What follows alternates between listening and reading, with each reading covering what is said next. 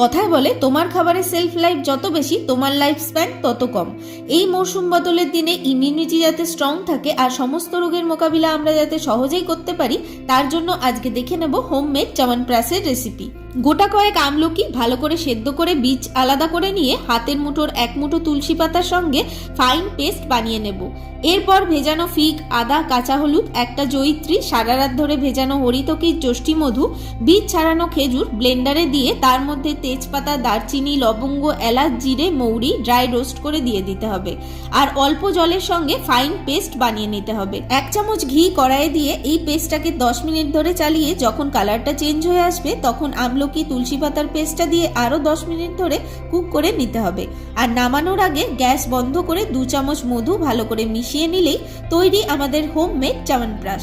রোজ সকালে 1 চামচ, ব্যাস এটাই তোমার শরীরকে ভেতর থেকে স্ট্রং বানানোর জন্য যথেষ্ট।